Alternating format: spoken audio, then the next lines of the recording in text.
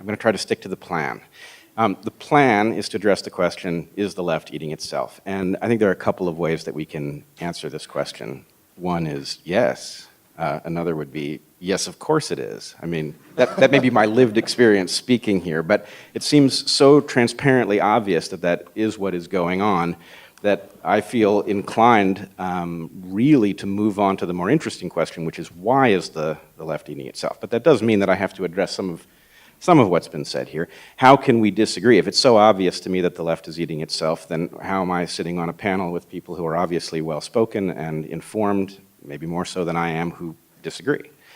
And I think in part it's going to come down to definitions, which could be a very semantic, dry discussion were it not for the reason that the definitions are in flux. And so I think we should probably get there soon enough. For the moment, what I want to do is suggest a kind of approach to understanding why this really is the left that is attacking some of us who all our lives would have called ourselves leftists. And the first thing I would suggest is that we may have a basic problem with the game theory of progressivism.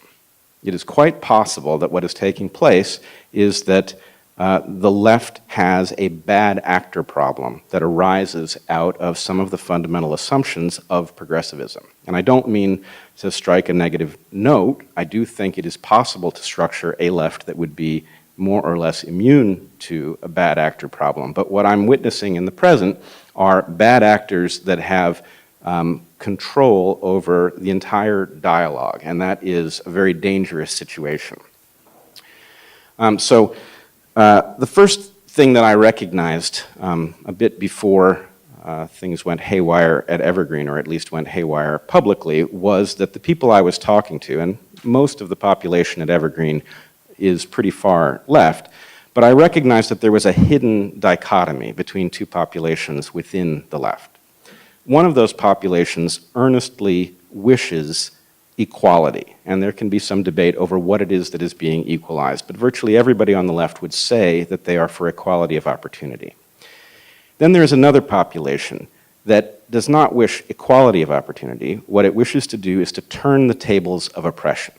And the problem for us is that when these two populations are intermingled, they sound alike until the point that you reach something like equality of opportunity, and we are nowhere near that point.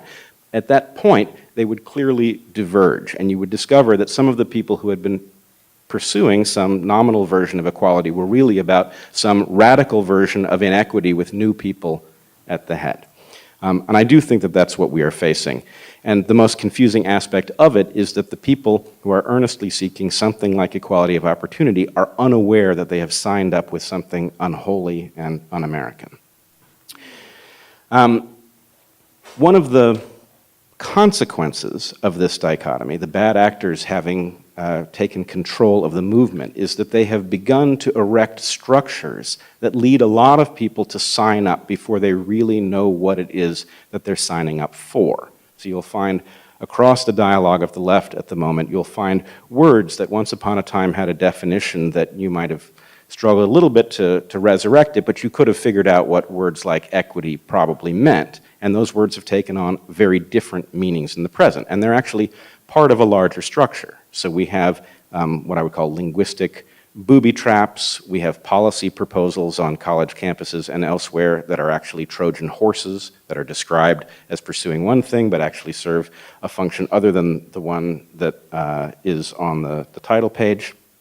And then we have stigma that is playing an incentivizing role, or actually more correctly, a disincentivizing role. So people like myself who stand up against policy proposals that put my institution in jeopardy find ourselves faced with a social penalty for having done so. And it seems funny in my case. They came after me with the accusation that I was a racist, and then it turned out that there were a lot of people who could tell you that wasn't true, so it backfired on them a bit. But in fact, none of these stigmatizing concepts really depends on being accurate. The most important thing that they do is they isolate you. And that is a means to an end. These are not logical arguments that are being deployed. This is leverage that is being wielded against individuals that are considered troubling from the point of view of the movement. And I would argue that the best way to conceptualize what this movement really is to understand that we don't get to listen in on most of the actual dialogue that results in the structuring. What we listen in on is the public face of this movement. And the movement is really properly understood as an insurgency that privately has decided that it is entitled to disrupt the functioning of certain things that it regards as, quote unquote, problematic, and that once it has decided that you are problematic, there are no holds barred. If you recognize it as an insurgency and you stop listening to what it says it is attempting to accomplish, it will be much clearer what is taking place. Maybe that's where I should leave off in light of the differences of opinion on the panel. Probably the best thing we can do is try to hash them out. But please consider thinking about this as an insurgency engaged in an action that it understands far better than those of us who are looking on from the sidelines. Thank you, Brett.